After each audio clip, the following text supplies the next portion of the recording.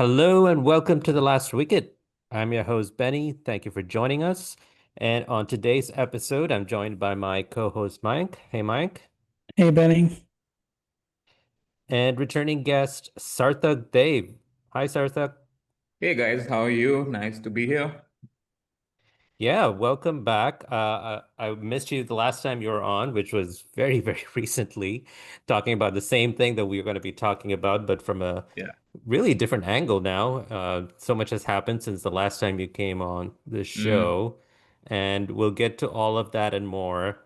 But just a quick check with everyone. It's only been a few days, right? Only a few days since the Indian yeah. women lifted the World Cup. How's everyone feeling? Because this is something that probably every Indian cricket fan, or at least fans of Indian women's cricket, has thought about at one time or the other. And it's finally happened. The Indian women have lifted the World Cup. So a few days on, how is everyone feeling about it? Has it all sunk in? We'll start with you, Sarthak. It hasn't sunk in. I have been on a spree of like going through the reels and the content. There is a video that the ICC media team has put out that is wonderful. It's a montage of the final and the last few moments of the final. No, very overwhelmed, man. It hasn't sunk in. I've been following this team for a while. It's been more than a decade. And not always as feverishly as maybe I have over the last 5, 6 years, but closely enough to have gone to games, to have watched the games on TV, and to have kept a tab on how how it was being treated by almost their own board, because you then saw Australia and England, it was a different world. So very overwhelmed. I'll shamelessly admit I did not see this happening like when we spoke last. So yeah, but good kind of overwhelmed. And you, Mike? Yeah, I mean it's been an awesome feeling. Similar to Sarthak, I've been looking at a lot of reels and looking at the same videos again and again. When Harmanpreet goes and hugs Julian Goswami, hands the trophy to Mithali Raj, all of that. Like I've watched it so many times, but yeah, I just feel like watching them again. It's just a good feeling. And yeah, I mean, I think there was so much about naysayers and people who have been criticizing the team in many cases unfairly through the World Cup and people jumping on the bandwagon to bash them. And honestly, when it happened on Sunday when we won, I was just so positive. I was like, I don't want to worry about these people. This is about the But players. This is just don't not about acknowledge them itself, 100%. exactly. Yeah. So I was like, let's not worry about them. This should silence them automatically.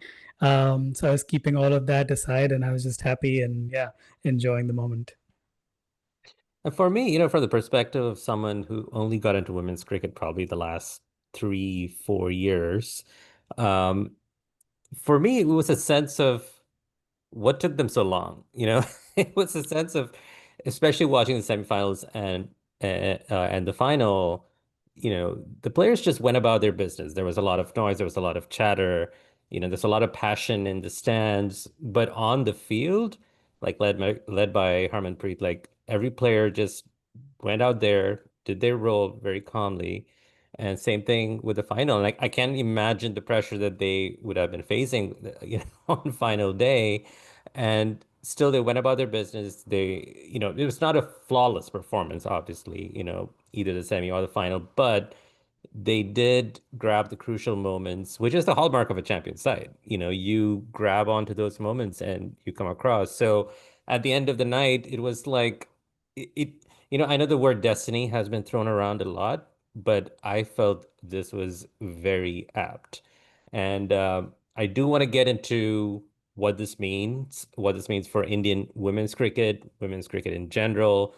Again, and let's not forget South Africa. They were also an amazing team in this tournament, and they also had, kind of like a very hodgepodge of a campaign where they started off badly, did well, and then again stumbled again, and then got through the final. So we'll talk about them as well. But let's talk about that day itself, or the game itself. Um, you know, we at least, Mike, when you and I we chatted before the final, I think the consensus was, the chasing team would have an advantage. Or was it just me? I don't remember now. But I really felt that if South Africa, whoever was going to chase, would have the advantage. And when, India was batting first, I was really thinking that, oh no. But what did you make of, just how the final panned out? Yeah, I mean, if I start, I agree. I was thinking because South Africa had chased well in this tournament and DY Patil had shown to be a chasing friendly ground already. India had chased, of course, a record total just 2 days before the final, 3 days before the final. So there were all these reasons to believe, yeah, the toss will play a crucial role.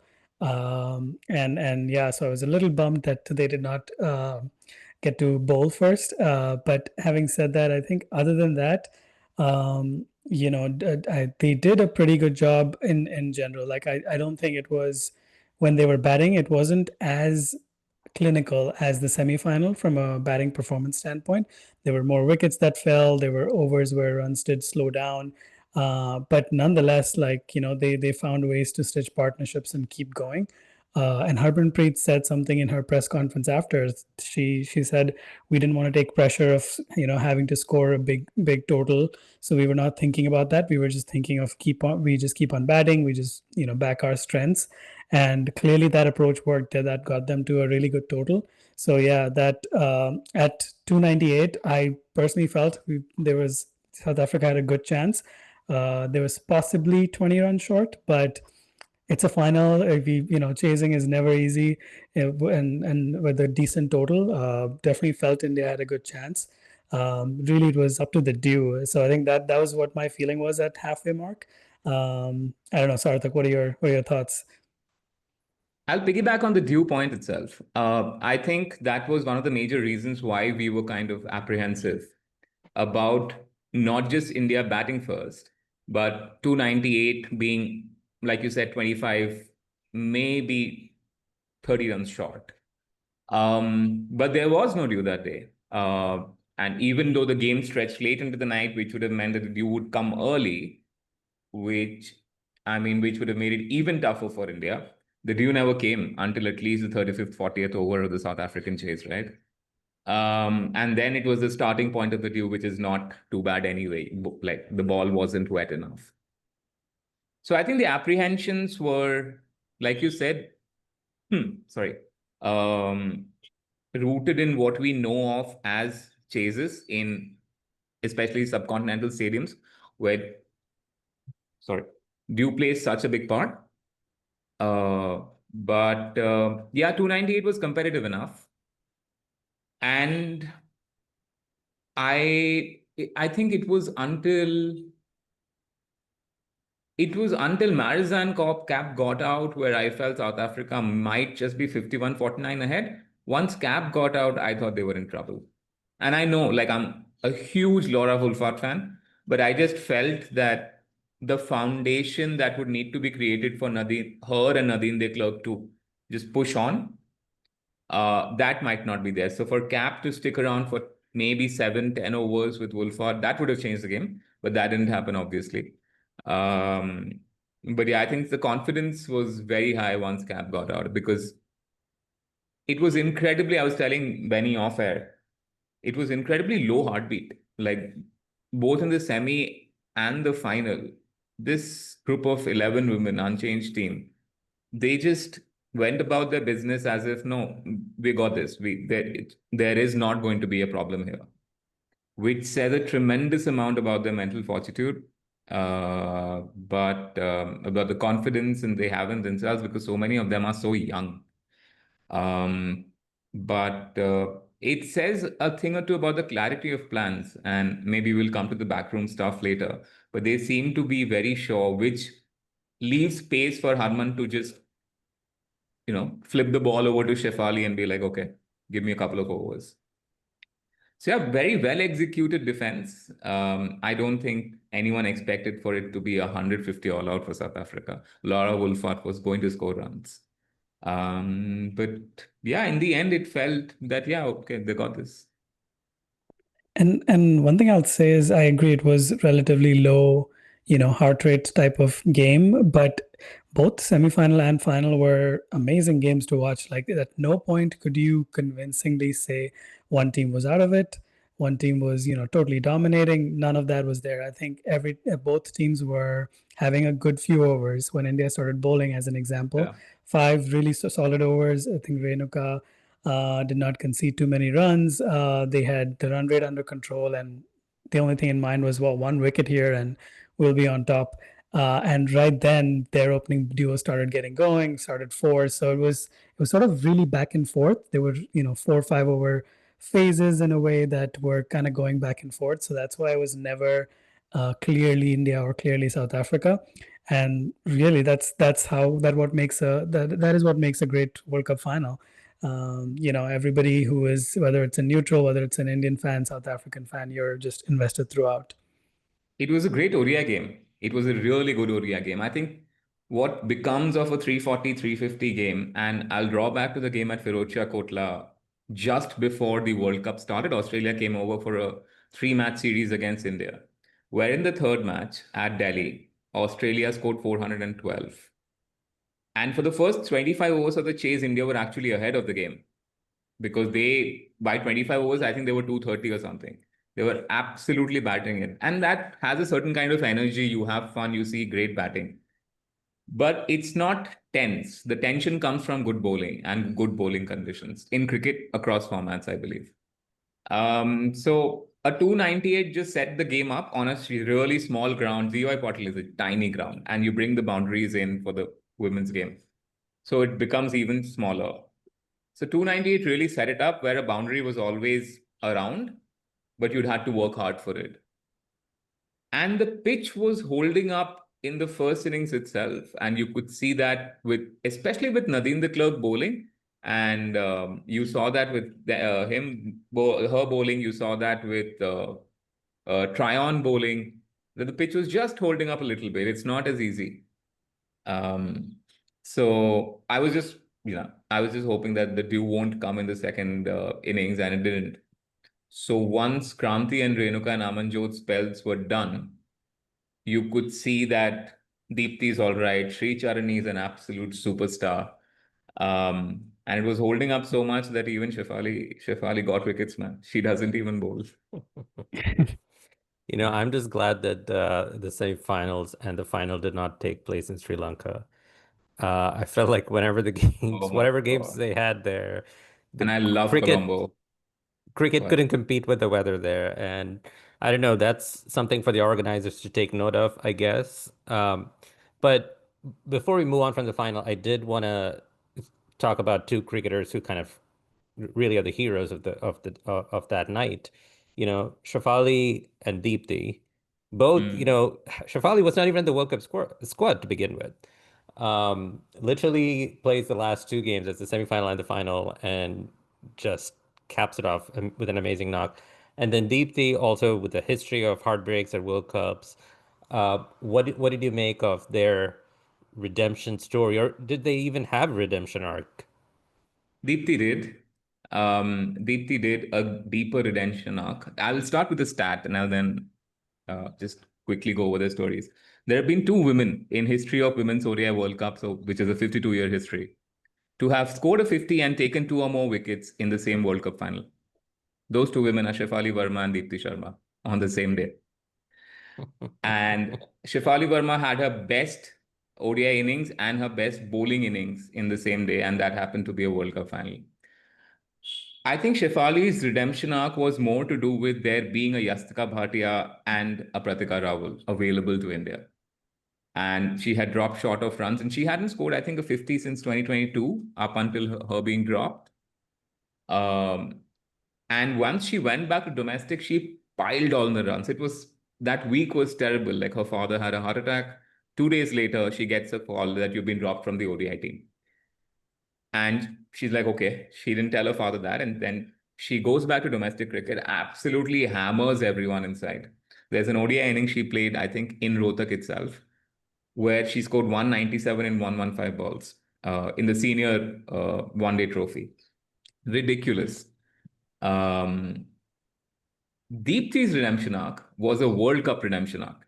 She had been at the crease in 2017 when India shelled a match they had won almost practically. They practically won the World Cup final, and from there they lost the final.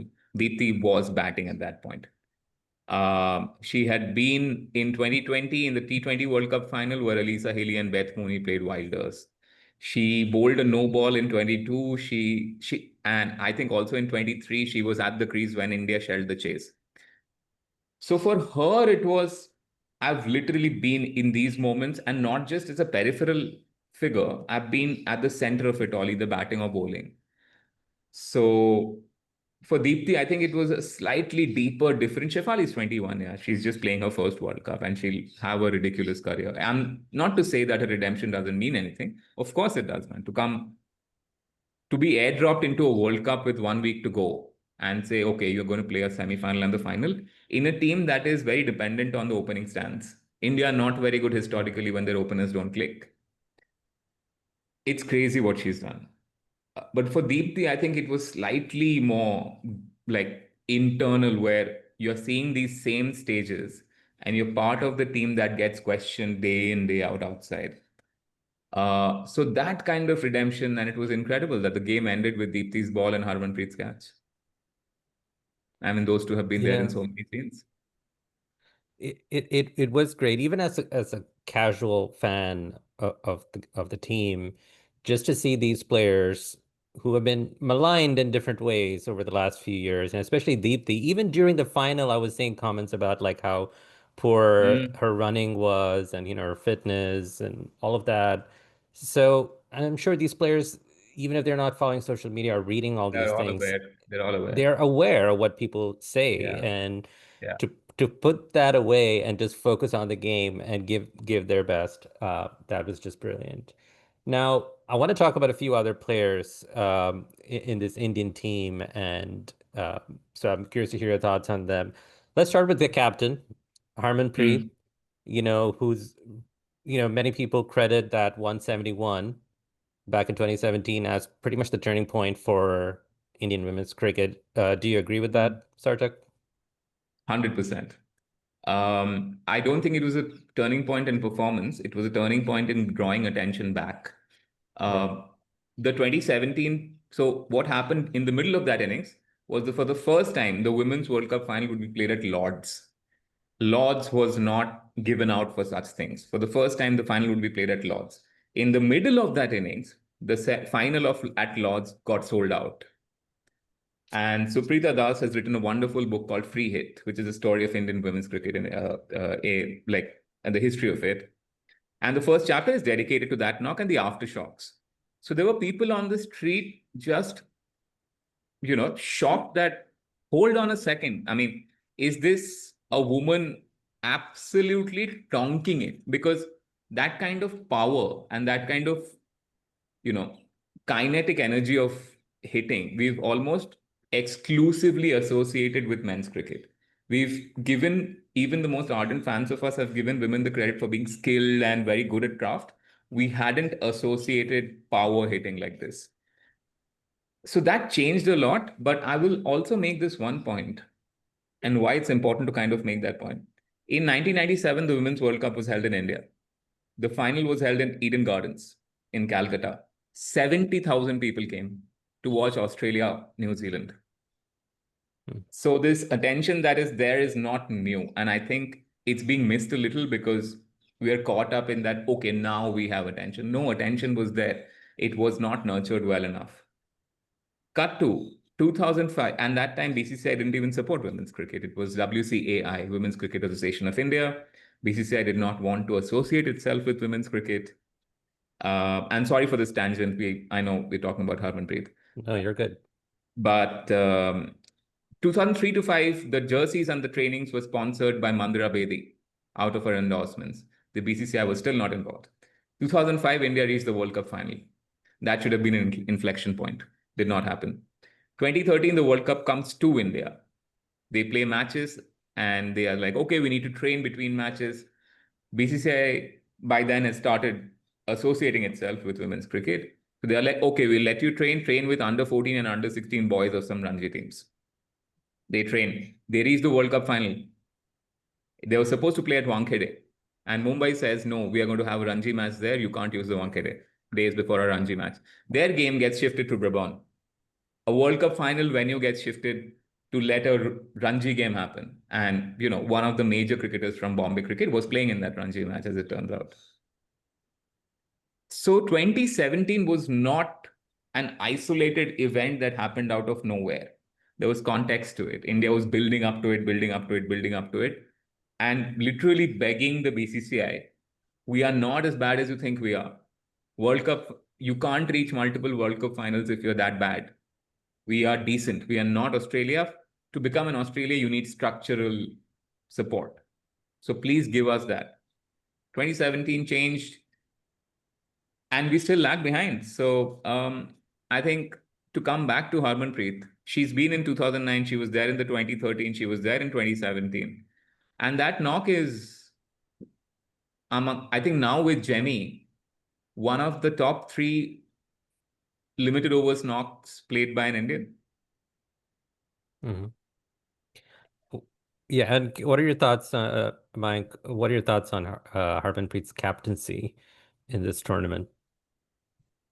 Well, before I go to Harmanpreet's captaincy, one other thing to note, Sarthak did a great job of pointing out all the places where there was, I guess, momentum, there was everything in favor of supporting women's cricket, but it didn't happen.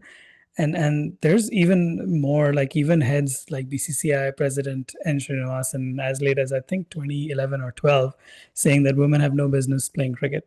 Saurav Ganguly, who was the BCCI head not a long time ago, had said in I think like early 2000s that if my daughter wanted to play cricket, I would tell her no. And so you have all these figures. So it's a cultural thing too, and which is extremely disappointing. Like the fact that hey, we did not, the BCCI, the body after 2006 when they started, when that got included and women's cricket got included with the BCCI, they had all these resources. They didn't support that. Is one aspect of it, but the cultural aspect of it is the other piece. There's a lot of that, and I think this win will mean a lot to that as well, because no longer will the people who just do it for the sexism, do it for the anti-feminism, whatever they call it, will they be able to say, well, they don't win anything. So that is, I think, a big check for that reason. And as much as I would have been proud of this team even if they didn't end up on the right side on the final, I think it really matters from that perspective.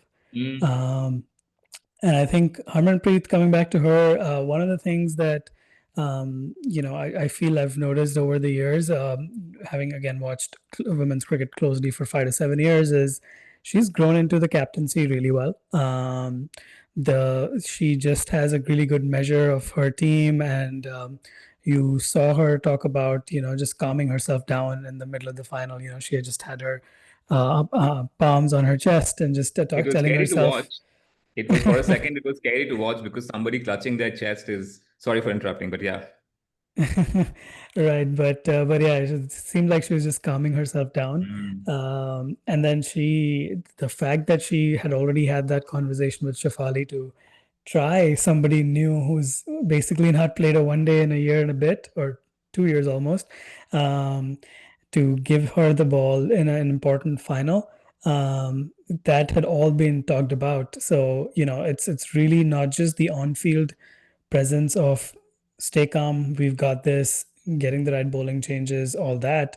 But it's also the backroom planning. I think Sarthak touched on that a little bit, but they did obviously a great job. And that's not just Harmanpreet, but just everybody in the backroom, from the coaches, bowling coaches, everybody doing a great job. Because she was again asked about this in the press conference, and she said, when they went up to Shafali Verma and said, hey, I might need you to bowl 2-3 overs, Shafali's response was, I'm ready to bowl 10. And, that one shows how prepared and how mentally strong Shafali is.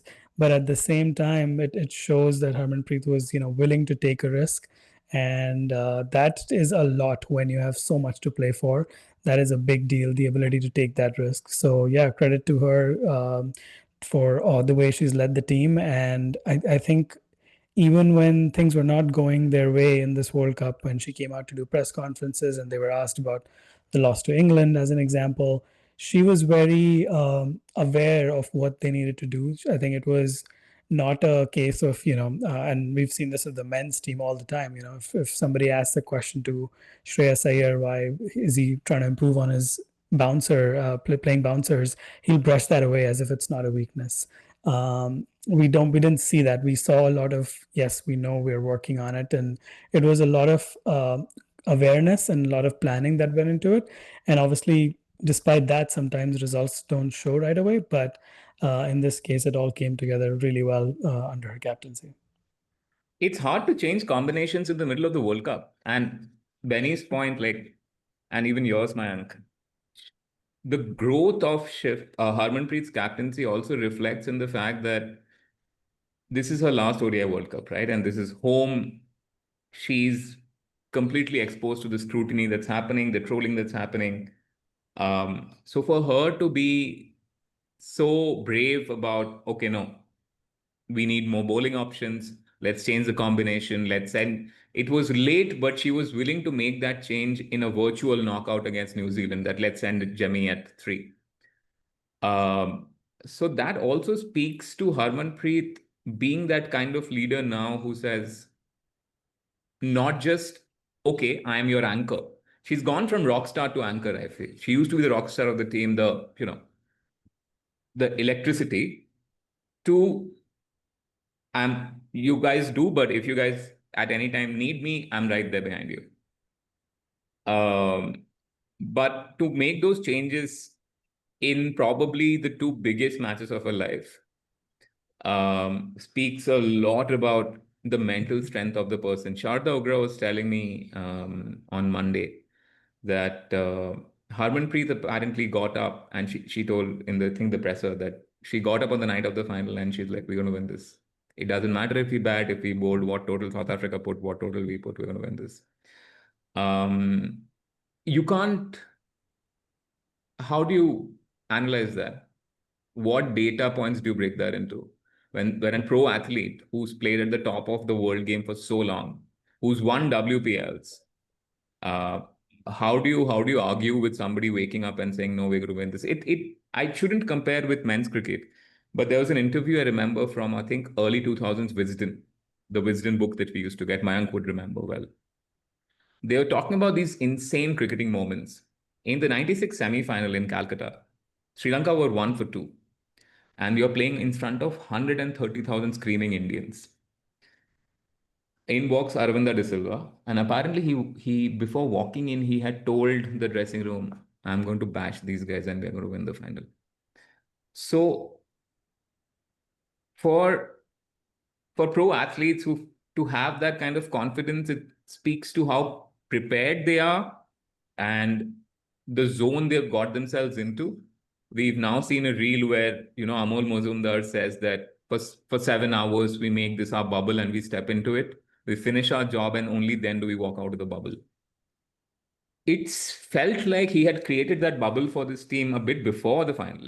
It felt like the bubble was there leading into the New Zealand game almost, that from now on, we play 4 World Cup finals, execute them like 4 World Cup finals, and come out of it. And Harmanpreet's, I mean, obviously the final is the game, but I think the semi-final chase and the way Harman batted, we'll forget that soon because cricket will overwhelm us in a week again. And we'll remember Jemmy's innings, but we'll forget Harman's. I think Jemmy needed Harman to play that innings there. I don't think Jemmy's innings happens without Harman. This is not to take anything away from Jemmy. She's played a blinder. But for Harman to come with 2 down and say, we're going to win this. Just do your thing. Be the Duracell bunny of the team. I will be the rock. We got this. We will win this from here. Australia a bit here and there with their plans, short ground, good chasing ground, doesn't matter, man, to play that innings in the semi-final. And that is a sign of a captain who's got everything under control. And they want to control the final. They're like, we'd rather reach 280, 290 than try and get 350 and get bowled out for 250. So you play a final just to win the final, right? Not to, in quotes, follow a process. So tremendous credit to her. She was always going to be one of the figures in Indian women's cricket. I think she's one of now the figures in Indian cricket. And that's an incredible legacy if this is truly her last World Cup, as it was probably is. That's an incredible legacy to leave behind as the first Indian woman to lift the World Cup. Um, and following up on what you said, and that's the thing about being a Destiny's child almost, where Destiny just Mm. grabs you and takes you along for the ride. And I think that's just like what happened with her and this team. I haven't always been the biggest fan of Harmanpreet, uh, the captain, Mm. sometimes her behavior in the past few years, the way she kind of handles the opposition or even the umpires has always rubbed me out the wrong way. But this World Cup, she just seemed a more senior stateswoman, just a leader who, all her players are just like, "I will die on the field for you," like that kind of, uh, that's what she was inspiring among her teammates. And you can never question her passion, the way she just like let out her emotions during the semifinal and then came back in the final and just was so clinical in the way she led the team and the calm that she essentially conveyed to the rest of her team. I think that was just great. But now the question is, what's next for Indian women, right? What's the next Mm. generation of Indian women cricketers? Who are the next stars? Now we still have current ones, Smriti Mandhana, Jemima, who played the knock of her life in the semifinal. Then there's Sri Charani. There's Amanjot Kaur. There, you can say so many players who are going to be playing a few more World Cups down the road. Are there any players you're particularly excited about who are going to I form am this number next? one paying member of the Richa Ghosh fan club. Richard Gush, of course. I am Cannot. number one paying member. No one's ahead of me. I am right there. Yes. I legitimately think Richa and Shefali will bring us to stadiums over the next few years. They Right. have that kind of energy. For to be 22, I mean, imagine this. Yes, you're young, so you're not scarred. I understand being young also means that you come in fresh, you come in with energy. You're in a semi final that's still hanging. You're against the greatest team to have played this sport across genders. The game's not done, the game's still in balance. She defends the first ball. I think, who was it? I think Ashley Gardner was coming down the wicket and she defended the first ball. And she looks at it and she's like, don't worry about it. And the next ball's going for six. The next ball went for six. So, I mean, you need to have this almost belief of a superhuman to come and say, it doesn't matter if I'm 22, 23. There is Yeah. a very clear distinction between her ability to hit a ball and almost I can say half the rest of the team, where she needs to take power hitting lessons for the team that, yo, just start hitting sixes. I am such a fan of Richa Ghosh. I don't think she's the most developed keeper, but neither was Rishabh Pant. And I'm going to draw Yeah. that parallel because I do think there is a similar potential of by the time Richa Ghosh is 25, 26, she is the center point of this team. Because You Shefali will know, have a career where she does well and then she doesn't do well. And India need to make space for a maverick. India need to make right. space for, we want you as a maverick. We want you to step out of the crease even as the keeper is standing up to the stumps. Be that person. So you are going to fail 5 times out of 10, 6 times out of 10, 7 times out of 10. No problems. Win us the rest of the 3 games. Richa Ghosh is going to, if you get her entry points right, she's going to do a 10 ball 25 almost every other game. And she's that kind of talent. So Right. yeah, Richa Sri Charani will have a ridiculous career. I don't think she bowled too many bad balls across the tournament. I'm a fan of all these guys are also so young. Yeah, Amanjot is still I 25. know. Jamie has been around the block, but she's also just 25. Yeah, Can't Uh, forget I was Pratika gonna touch. Rawal. Pratika is 25, yeah. I was gonna say, I think one of the advantages of, I mean, I guess it's not really an advantage overall, but the advantage of having a limited structural support is there's not yet, I'm sure there will be, but soon there'll be millions and millions of girls lining up and trying to become cricketers, hopefully as more money, more support, all of that comes in. But because it's less now, we see a lot of young players making it to the Indian team. And what that means is they're going to have amazing exposure. Like even the ones who did not make it to the team, somebody like Shriyanka Patil, injuries and other things going on. 100%. And but she's won an IPL with RCP. And so all of these players are so young and they have experience. Some of them, I think Shriyanka Patil played the Caribbean Premier League. Of course, a number of players have played the 100. So all this experience at such a young age is going to mean that, not just that they're going to be really solid in, when they're 25, 26, whatever that peak is, but also there's a lot of time for them to groom that next generation. One of the things that Harmanpreet said about Julian Goswami was when she entered the team in 2009, Julian Goswami was the captain, and she did a really great job of teaching her cricket. Like to at that point, Harmanpreet being so young, knew a few things, knew her skills, but didn't really understand the game, how to play out 50 overs, all these, details and all these getting into that right mindset. And that's where somebody like Julian with all her experience was instrumental. And I think that is key too. Like if you have a Jamima who's 25 and has played 71 days, I believe, or something like that. So your 70 internationals at least, the experience that she's going to share with all the upcoming youngsters, I think that's going to go a long, long way for Indian cricket and all the budding cricketers. Yeah, and I think a couple of names, if I have to mention, to add to Mayank's point, one is Kranti Good. We forgot to mention that in the list. Tremendous bowler. I think will improve only as time goes. Right now, she has a good line length that she wants to bowl, but if the pitch is not doing a lot, she can be a bit here and there. But she's just 22. This is her first 6 months of international cricket. She made her debut in June. Asha Shobna Joy, I love watching. She's a wonderful leg spinner. She'll create waves. I think Yastika Bhatia is great. How do you fit her into this now batting lineup? I don't know, but you're going to make space for a good player. Pooja Vastrakar will come back. Sneh Rana will play a big role. I think it's not the good thing about this is it's not just this 11 or 15 player. Arundhati Reddy will start playing a bit more as Renuka Singh. You can tell that she's still recovering her fitness. Renuka Singh was not at her fittest best, right? So Arundhati Reddy comes in a bit.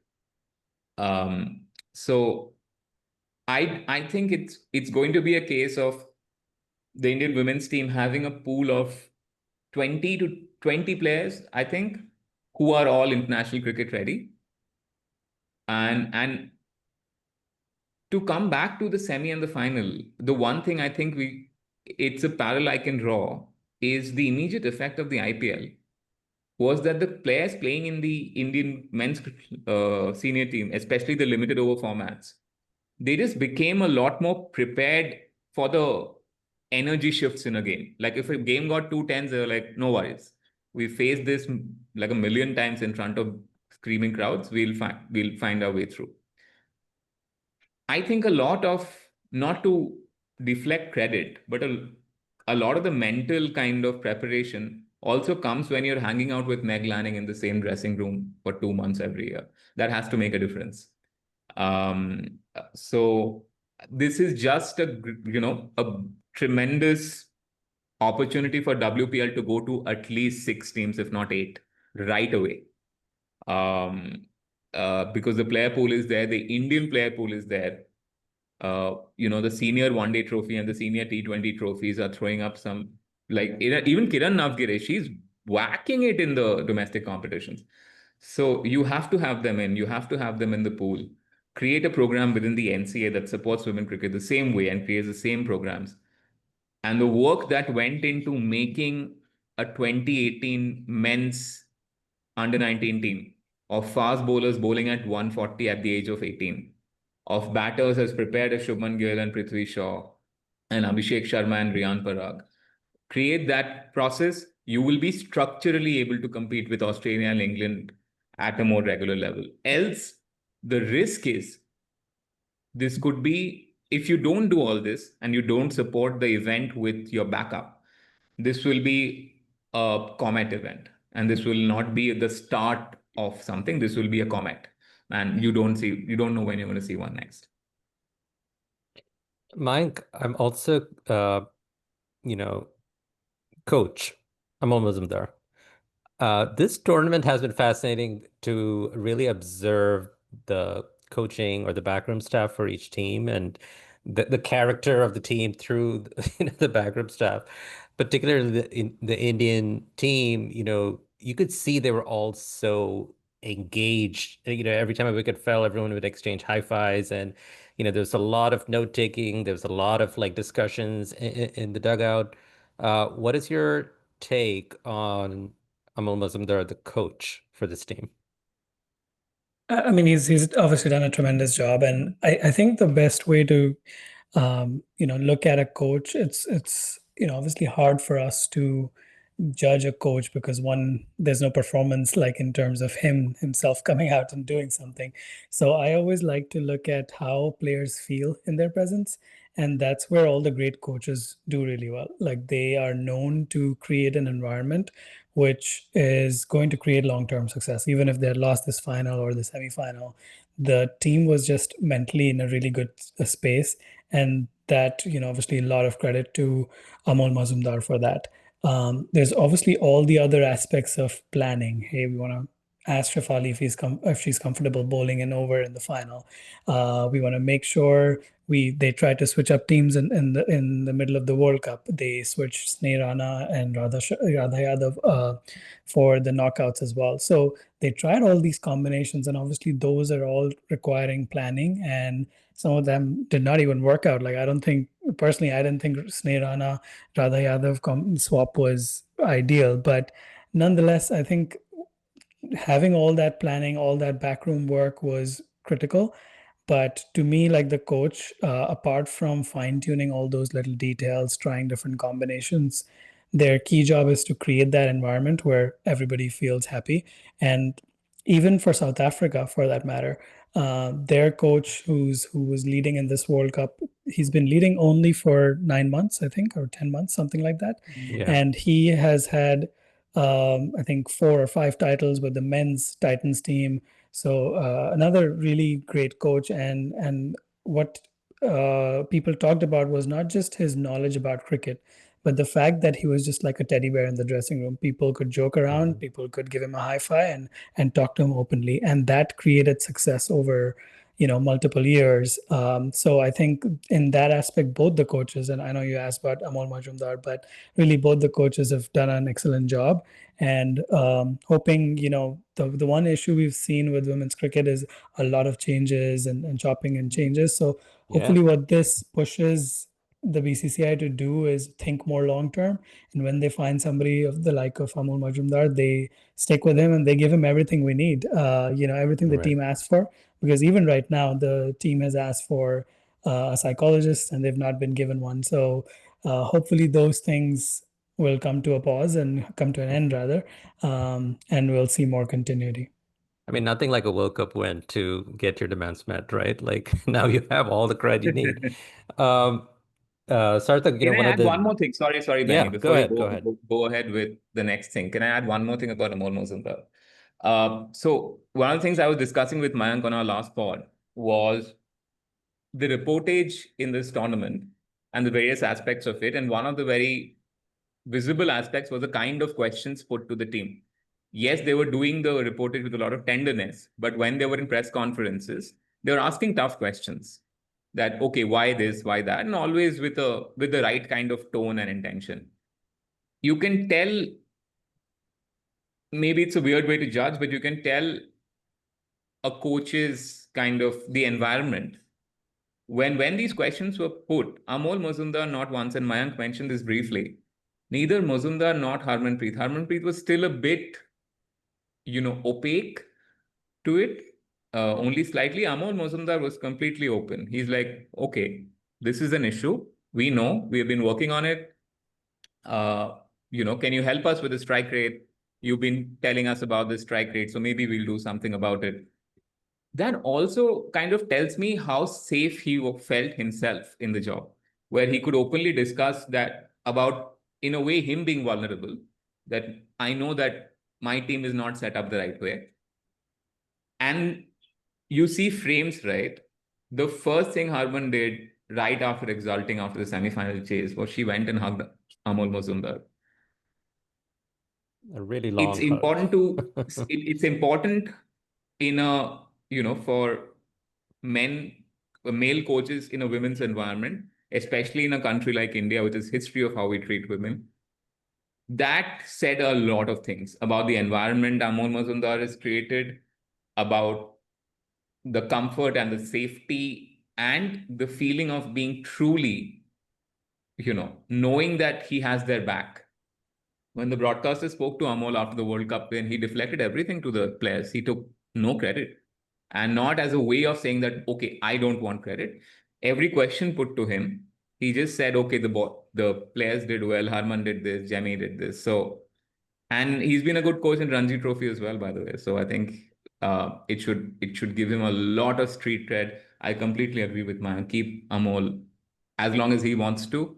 Keep him there. Let him oversee the next generation. Let them work. Let Amol and the women's team create, a long-lasting sort of, I don't want to say empire, but you know what I mean. Like just a structure that of clarity, continuity, where a lot of the players who will continue in the 29 World Cup will play the next year's T20 World Cup, will play the 2028 T20 World Cup. There is a clarity that comes from having the same coach again and again and repeating patterns and repeating things. And I hope that bit of security is given to him, because him, Avishkar Salvi, all these guys, they've done a superb job. The one thing Harmanpreet did say after the final was that she wants the Indian team to now dominate in all the major tournaments going forward. And I mean, India has the players now for it. Everyone is in that right age range for a long career. Lots of them have long careers ahead. So it only makes sense to provide them all that they need. But even as we look to the future, you do have to acknowledge the past. And one of my favorite memories from the post-final Yeah. celebration was the team acknowledging, the likes of Mithali Raj, Julan Goswami, Anjum Chopra was there. Uh, what was it for you, Sarthak, as a longtime follower of, the game, for the women's game? What did it mean to you to see them acknowledged in that moment? Everything, man. Everything. Um, I have been to a women's game where, and this is after Jhulan's retired, where Jhulan has just come sat inconspicuous. And that said a bit about the crowd where they didn't recognize Jhulan, but she just sat inconspicuous, sat next to us. And we had to do a double take that, is this Jhulan? And I went and asked that, hey, hi, I'm surely mistaken, but you can't be Jhulan Goswami sitting amongst us. And she's like, yes, I am. So it meant everything, and it said so much about Harman and the rest of the team, where they not only remembered the people who've come before. Harman went and hugged Diana Adalji and Shanta Rangaswamy. She gave the trophy also to Purnima Malhotra. And she remembered the journalists who've covered this team for years. She went and took the trophy to Anisha Ghosh, who's done a superb job for years, almost alone. There have been tours where she's been the only reporter at a press conference. And Anisha is one of the good ones where she doesn't want to touch the trophy. So she wrote a long post saying, I did not want to have anything to do with it. It's the players, it's the teams, it's their families, it's not mine. Keep me out of it. I want to have a picture with you, but not while touching the trophy. Harman almost forced her to hold the trophy. That no, this is yours as well. Hold it. We are going to have a picture clicked. That says and I tweeted that out yesterday, and Anisha replied saying that, it's not just Harman. I mean, Harman's gesture was insane, but Jemmy, Smriti, Radha, Richa, they all remember the journalists, the people who've come, and people who've done the thankless job of um, almost promoting this in-court side thing to the mainstream audience, right? It's a tough job in this country. And it meant everything that Mithali and Anjum and Jhulan, and I've watched these three. I've unfortunately not watched either Diana Edilji or Shanta Rangaswamy, right? So I've watched these three. And they were solid players, yeah. They're super solid players. Mithali was a ridiculous player. She got a stand named after her in Vizag in the game I attend. So BCCI called her over.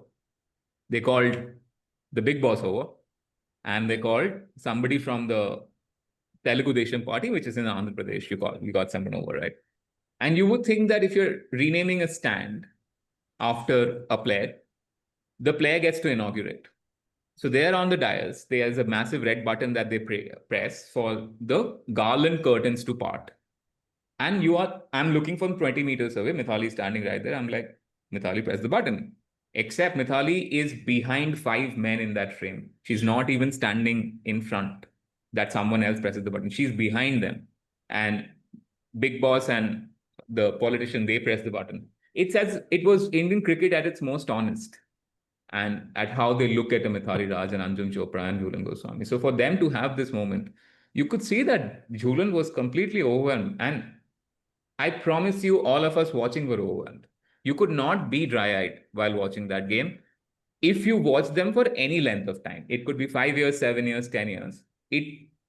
That moment, it was almost like if West Indies were to win an ODI World Cup trophy today, they take that trophy, the men's team, they take that trophy to a Brian Lara.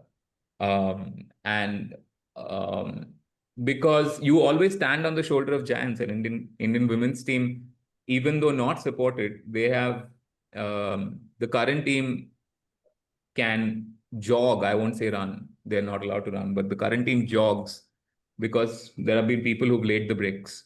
And these guys were the ones who laid the bricks. And it meant everything to me that this team acknowledged them, that this is your moment as well. You know, for the longest time, the only, if anyone mentioned women's cricket to me, the only name I could think of was Mithali Raj. Because she was essentially like, a contemporary of Sachin Tendulkar, right? So at that time, all that I heard anyone say was like, Mithali Raj is like the Sachin Tendulkar of like Indian women's cricket. And she has records to back that up. But we have come such a long way that now if you say women's cricket, like just Indian women's cricket, people can rattle off like 7, 8 names, and they still wouldn't At have least captured all the 100%. stars. I mean, all these players, even pre-World Cup, where became household names. And I can only imagine what this World Cup win will do. In fact, that is the big question now, because there's been a lot of ink, spent on what this win means for Indian women's cricket and women's cricket in general. There's been a lot of comparisons to the 1983 World Cup win for, when India won the 1983 Men's World Cup, even the 2007 T20 World Cup and how that helped the rise of T20 cricket. And a lot of commentators, cricket experts have said the same thing, that this World Cup, this win is just going to turbocharge women's cricket in India. What do you make of that statement, and what do you see the impact of this World Cup victory on women's cricket in general? Both of you. I'll go. I don't know if I want to assume. I mean, I heard all of that and I wanted to believe it, as India won, Ian Bishop was on commentary and he said something very, to the likes of what you were just mentioning, Benny, that this is going to turbocharge. We have all these journalists writing wonderful columns about the victory, not just the final, but the semi-final, and how, this will give belief, and girls all over the country will pick up a bat, pick up a ball, and start playing. And I want to believe all of that, but I do not want to assume. So I do really hope that, apart from what the BCCI does well is when such a win happens, they give prize money and all of these things. Sure, that's great, but hopefully there's more long-term investment, and that is the under 19 systems, the A tours, like which have been very successful with the men's team. All of those come together.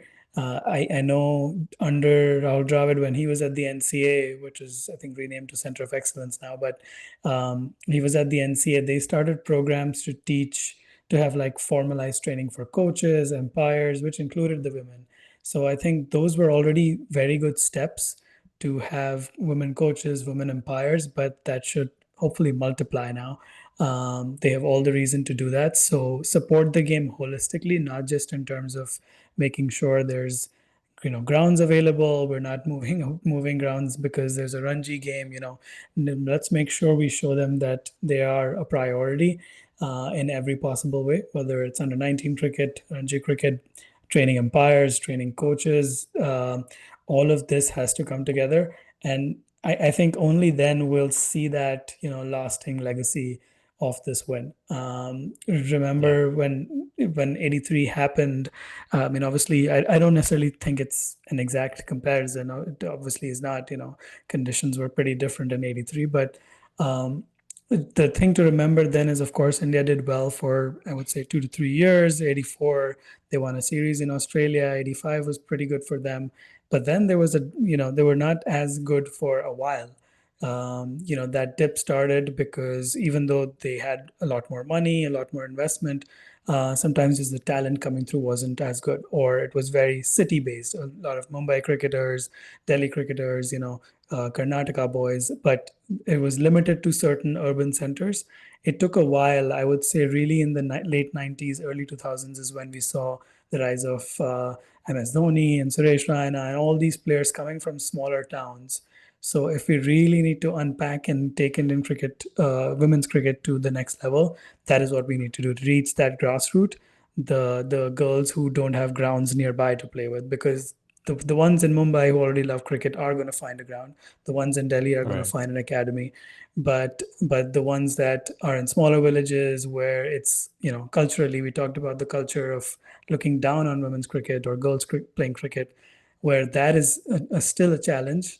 Hopefully that becomes easier. That obstacle goes away, and only then we'll see that long-term result. Yeah, I also like along with this, I think it has to start with schools having women's cricket teams. I don't think that's there everywhere. That's where it starts. Academies. Pratika Rawal was the first entrant into, I think was first female entrant in the Rohtak Cricket Academy. Sorry, was it Rohtak? Was it somewhere? Yeah. She was the first female entrant. So I like you would hear this a lot as in terms of a marketing language of where clubs, when they set up football clubs, when they set up youth academies, they say that we want to build a Messi. You don't build a Messi. You can't build a Messi. Messi is a celestial star. Messi doesn't happen every generation. Can you build an Iniesta? Can you build a Carlos Puyol? That is like similarly in cricket, you can't have a Tendulkar. Tendulkar is Tendulkar because he is that unique. And being the biggest fan, I think if your structures are strong, you can make a VVS or something to that effect. So I truly believe that if India as a cricketing administration can look beyond the cream, that okay, how many runs are they scoring in WPL? No. How many are you empowering them to score? Are you giving them the structural support for them to go into a game where opposite them Nat Silverbrunt is bowling, and they know exactly how to handle this. So for that, a women's Ranji Trophy has to happen. The senior ODI, senior one day and T20 trophy has to get a makeover. The WPL has to get more teams. NCA has to have a division for women's cricket where everything that the development teams enjoy in men's cricket, every single thing has to be made available. Because, and Sharda made that point on TV, she made that point to us. BCCI is not the market. The market is the market. BCCI is the employer, right? So the employer has the absolute duty to set you up for success, to give you everything that they have. There, the discrimination cannot happen anymore at a developmental level. You can make an argument that the day you make us X amount of money, we will reinvest a lot of that money. That happens at a marketing level. At a development level, that argument just does not hold. So you have to make everything available at the same degree, the same level of coaches available. You have to have a women's division. I don't know if there is already in the MRF Pace Academy. And some of the IPL teams are doing some stuff, but what something like Rajasthan Royals have for men's cricket in terms of how they work with younger players, they have a completely separate division where they work with youth cricketers. Something like that has to come up. So there is a long way to go. I'm on the same boat as Mayank, where I want to absolutely believe it all. To quote Prem Panikar, that one thing that will inevitably happen is a girl of 10 years old, 11 years old will pick up a bat, stand in front of the mirror and tell her that she can be a cricketer, which was essentially the effect of 83, right? 83 is not a match. I think we've come very far for it to be just the match. It's now recognized as, the event that lit the touch paper for Indian cricket. It was a movement. This can be a movement, but during 83, India was in a position where they could put their force behind cricket. Now they have to put their force behind women's cricket and make it one of their priorities, along with like men's cricket, women's cricket has to go together. Give them the same respect. And respect is not an advertising campaign saying cricket is everyone's game. If you mean it, invest it. Right. Invest that money. I mean, it has to start with the change in the cultural mindset, right? I mean, a lot of the solutions you guys just talked about, very practical, real world examples, but it's all for naught if India, in terms of thinking about what women can do, and of course, this is a larger conversation beyond sports, but since we are restricting ourselves to cricket, I mean, first of all, the stigma of like girls playing any kind of sport or women playing sports at a professional level. Just for the longest time, that just seemed like, why would they want to do it? Like, I mean, you can't argue that India is a patriarchal society where there's very strong conventional beliefs of what a woman can and cannot do. And just in the sphere of cricket, we've seen that being broken piece by piece. Now, for all of the World Cup wins, for all of the superstars that are arising, you still need, regular Indian families saying it is okay for my girls to look at something beyond just studies or just beyond being a homemaker. Yes, if she wants to pursue sports, she can go for Mm. it. She wants to play football, she wants to play cricket, tennis, whatever it be. Yes, let's give her an opportunity. And I think driving from that, everything else will slowly fall in place. And I think that's where the true impact of this World Cup win is. Because not only did India win the World Cup, they won it in India in front of so many adoring fans, and even the casual fans who just wanted to see India in a World Cup final. Mm. This win goes beyond that, and hopefully is just like the first in this chain reaction of, Yeah. steps that will lead to essentially normalization of girls and women playing sports. And we have to be Um, patient. We have to be patient with the results, where right. what we should demand immediately are the structures created. Where are you enabling access to child women cricketers? Are you creating structures for the age groups, that is under 12s, under 15s, under 13s, whatever? Are you creating structures where they can succeed? Because if you truly break down, and probably we don't have the time today, a lot of the success stories that have come in this World Cup are against the tide, not with the tide. So, and yes, those are feel good stories and they make our hearts swell. But if that is the central running theme of your team, it's starting to saying a couple of things, right? You don't want that to be everyone's story. The theme story, we would know Indian cricket has truly succeeded in making women's cricket a priority when most stories are, yes, we may have started from a uh, underprivileged background or something like that, but once we got into cricket, we were well supported and we had everything in place and we could become the best version of ourselves. Once you have that, and that the demand for that has to start now, that has to be immediate. The continuous results of success, where you are seeing Indian women being top two I don't think you can just by winning a World Cup say you're as good as Australia women. It's not going to happen overnight. Right. But can you be top two? Can you, if on the day that you come third behind England, can you come third by a smidge? Rest of the time, can you be top two? Can you play now a brand of cricket that makes us feel, oh yeah, this is the team to watch? That will take time. I do not think we should expect that right away. A World Cup does not change cricketers as a thing. So that may take time, but the structures have to start coming up right now. That equal pay nonsense. I mean, a lot of people see through it. They halved the prize money that they gave the men's team for winning the T20 World Cup. They halved that prize money for the women's team that just won the 50 over World Cup that happens once in 4 years. There is no logic for that because this is not a market evaluation, right? The BCCI has a lot of money. They can give 125 crores like they gave to the men's team. They chose to give 51. That's a choice. That's not being forced by anybody. And those choices will remain, like Benny, you said that, that choice is driven by the cultural stigma of, okay, you've won. We are very happy, but Yeah. but the structures on ground, they have to start now.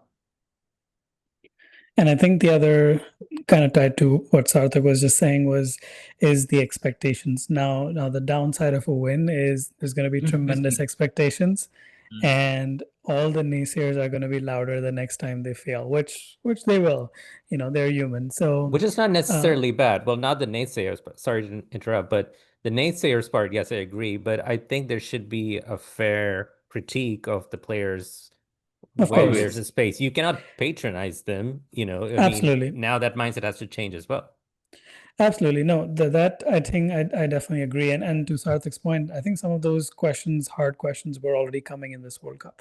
So I don't think that is something that's not happening.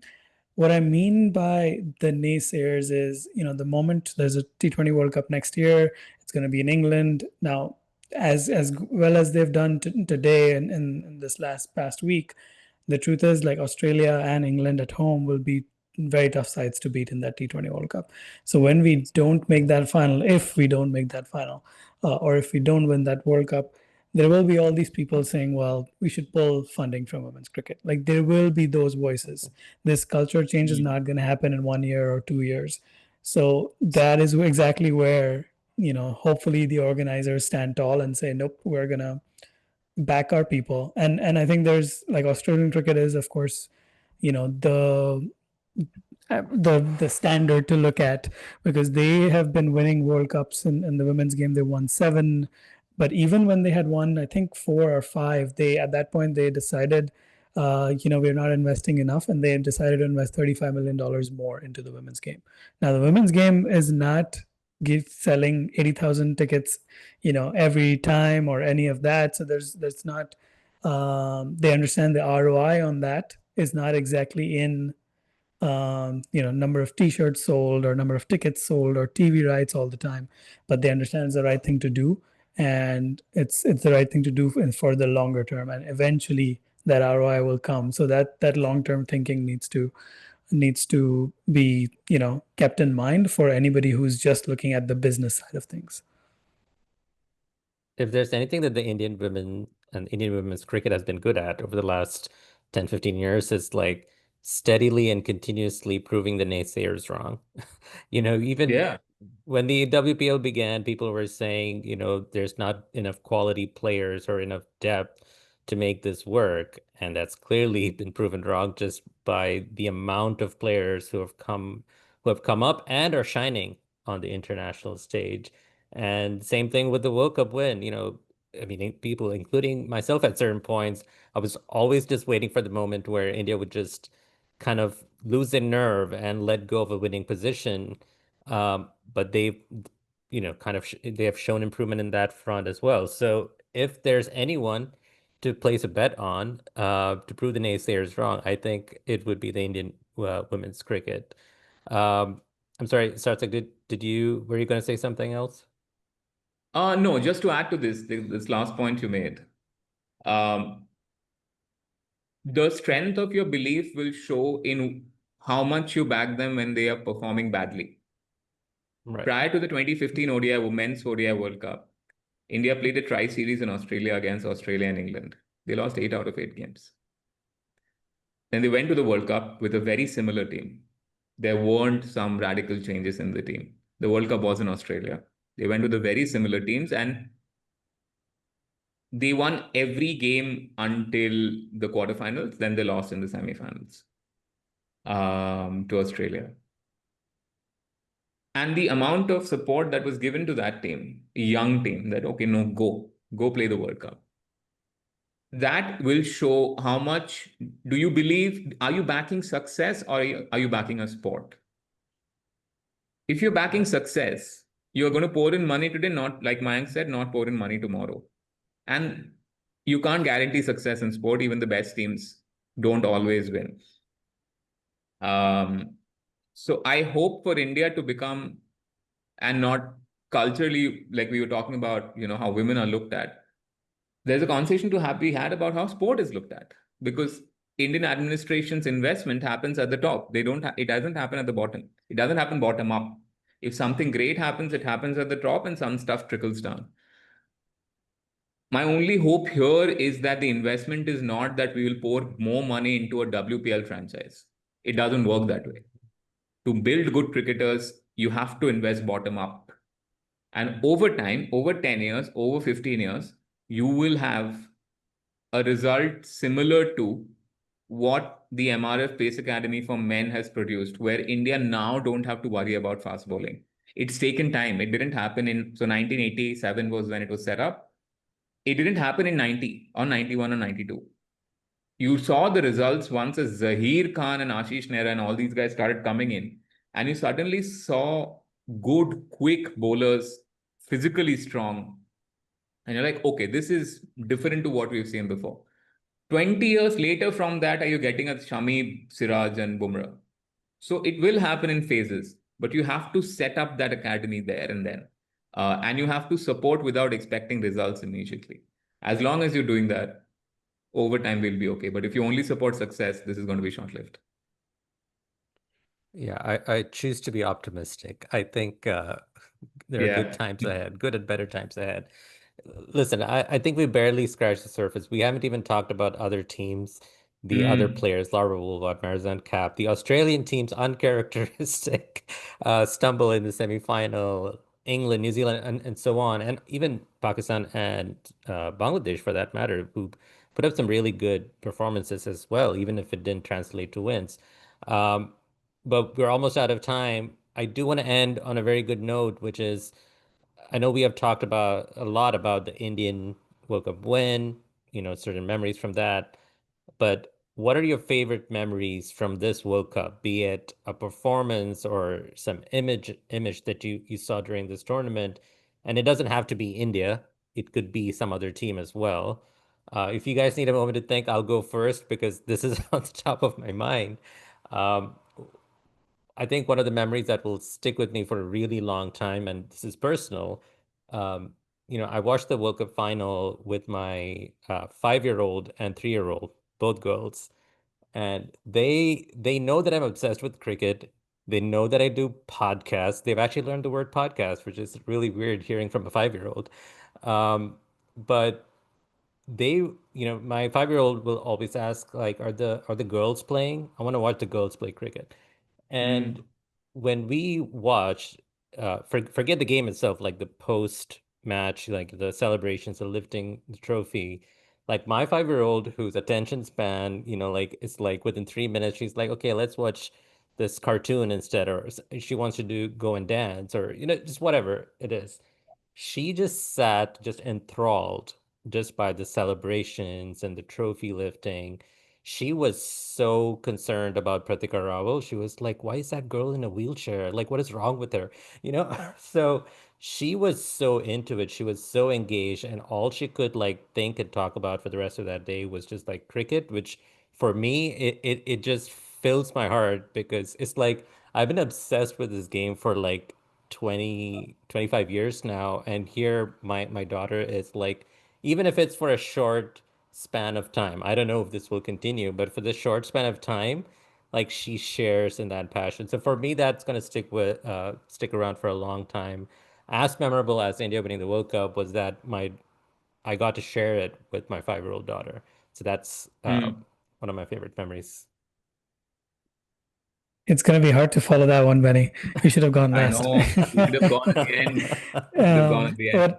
What I will say is mine is less personal, but I think it's from the semifinal. The one thing I remember from that chase very clearly, and I think I'll remember for a long time, is how in control they were, and the visual that really reminds me of that is Jemima, every time they, scored a boundary, then took a couple or took a single, she would go to the other end and tell her partner a thumbs up. And it was like, yep, we're done for this over. We've got enough. We've got 7. We've got 8 of this over.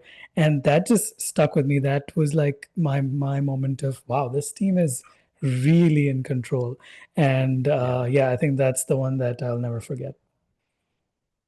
Yeah, I think we are going to be India biased in our because because the emotional ride it happened, right? It started Yeah. with a bit of hope. None of us thought of a World Cup win. Then it kind of dipped that are we even making the semis? And then the high of the semi-final and the final. I think it'll be hard to ever forget the semi-final chase. I can foresee myself forgetting parts of the first innings. I don't think I'll ever forget parts of the second innings. Jemmy's chase, Harman's that cover drive 6. Wow, man. Um, if I do have a personal listing, I'm cautious of inserting myself into this conversation, but one of the one of the comments on a recent essay, I think the World Cup final essay itself, was that I watched the World Cup final because after reading your stuff, and that is the highest compliment. No amount of well written can make up for that. So I think that was very gratifying that a lot more people were watching, and in any way, if we could get one more person to watch and share that experience with us, that's job done. So yeah, personally it was that, but otherwise I think all our memories will have that like India jersey in it. But I want to mention Maruf Akhtar. I think she lit up every time I watch Maruf Akhtar. I felt that that's a special bowler. I would Maruf Akhtar and Alana King. I would pay a lot of money and I'll travel a long distance to go watch them. Alana King, I'll travel anywhere in the world to watch, man. Well, I think on that note, we'll wrap it up. And, if I can have the last word on this, um, over the last 25 years of watching cricket, I've been on so many highs, like emotional highs, and it's almost always with Indian cricket or Indian men's cricket specifically. I think 2005 Ashes was one other one where like a non-India series where I was like, this is like, I'm just like every day, I'm just like checking the scores, trying to like see what's going on. But for most part, it's always been India related. And for the first time ever, I felt that watching women's cricket. And I think that's a testament to this team, the Indian women's team, for the ride they took us on and the promise of what's up ahead. So exciting times ahead, and I can't wait to see what's next, what the future holds for this team and for women's cricket in general. On that note, thank you guys so much for joining, Mike. Thanks as always, and of course, Sarthak. Thank you so much for coming back on short notice. I know you're in demand. I know you're very busy, but glad that we got to talk with you again. Thank you so much for having me, guys. Always nice to be here. From Virat Kohli's MCG 6 against Pakistan to Bumrah's stump-destroying Yorker to Ollie Pope, incredible things happen on the cricket ground. We also get iconic lines off it, like Siraj saying, "I only believe in Jesse Bye." There are so many incredible moments that cricket fans just never forget. And now you can wear them on your chest. Free Hit Gear has launched a line of amazing t-shirts and hoodie designs. Passionate fans in India can order through their website, freehitgear.com, while fans abroad can use Free Hit Gear on the Etsy store to have items delivered to them. Order now with the code GOODAreas, or one word, to get a limited time 15% discount, and you can wear a t-shirt like this one, right?